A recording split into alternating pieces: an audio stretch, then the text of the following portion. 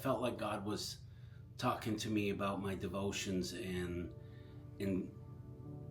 doing a video on them. So this is the first part of a 7-part, the devotions that I was doing.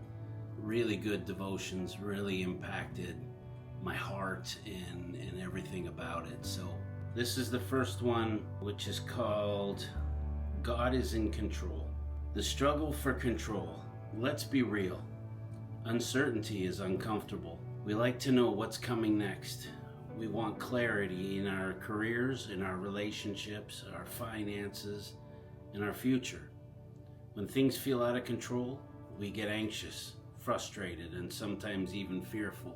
We scramble to fix things. We force outcomes to make sense of the chaos. But here's the truth we often forget. We were never in control to begin with. Control is an illusion, but God's sovereignty is reality. He is not a distant observer watching things unravel from afar. He is actually reigning, directing, and working in every detail, even when we don't see it, even when we don't understand it, which is me. I quite often don't understand what He's doing. Today we'll explore what it means to trust in God's control and how it transforms our perspective in uncertain times. Psalm 103:19 says, "The Lord has established His throne in the heavens, and His kingdom rules over all." This verse is a powerful declaration. God is seated on the throne. He is in charge. His authority is not temporary, conditional, or dependent on human decisions. His kingdom rules over all, over nature, over history, over governments, and even in the details of our daily lives. Think about that for a moment. When the world feels chaotic, when life takes an unexpected turn, when leaders rise and fall, when personal plans crumble, God is still on the throne. He is never shaken. He's never caught off guard, never at a loss for what to do next. When you watch the news and feel overwhelmed by world events, remind yourself, God is in control. When a personal situation feels like it's spiraling, pause and say aloud, God is on the throne, and His kingdom rules over all. Let that truth bring peace to your heart. Daniel 2:21. He changes times and seasons. He deposes kings and raises up others. He gives wisdom to the wise and knowledge to the discerning.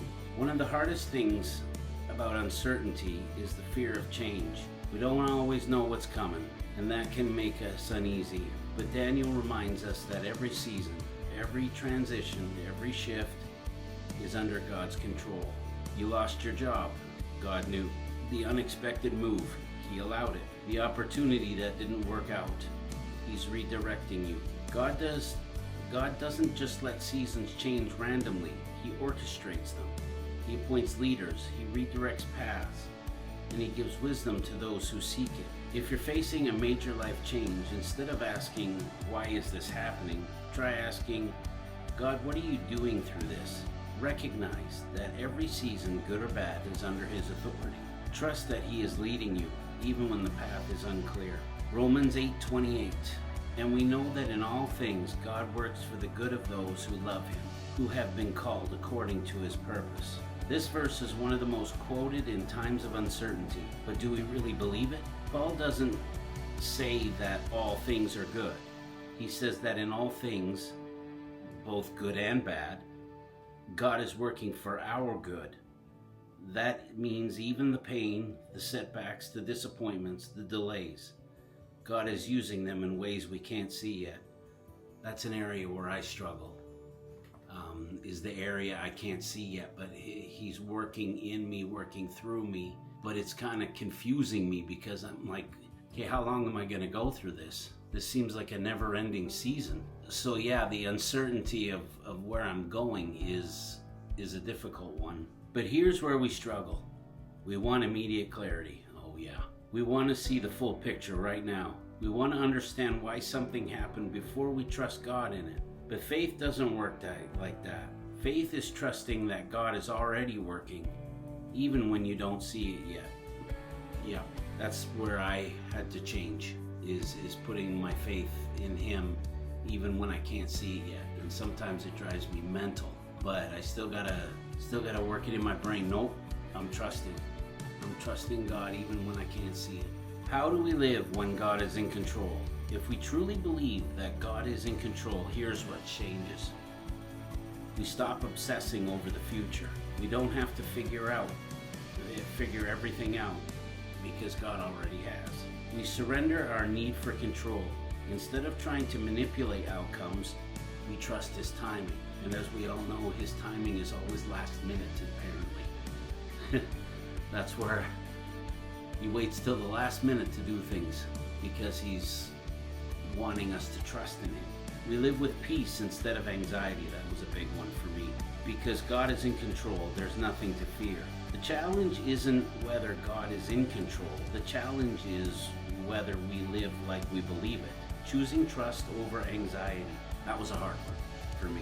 You may not know what's coming next, but you can know who is in control of it all. God is sovereign. He reigns over every detail of your life. Your job is not to have all the answers. That was hard too. Your job is to trust the one who does. So today, take a deep breath and surrender your uncertainties to God. Say this out loud. Lord, I trust you. You are on the throne.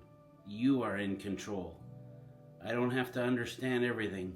I just have to trust you. And when doubt creeps in, go back to these verses. Remind yourself God is in control, and that is enough. That was kind of the first one of a 7-part that I have. I started on the Duomo app. Is tailor-made to you. You answer questions about your life, and then they tailor a devotion toward you. It's been a lifeline for me. That was the first one. The second one will be in a bit.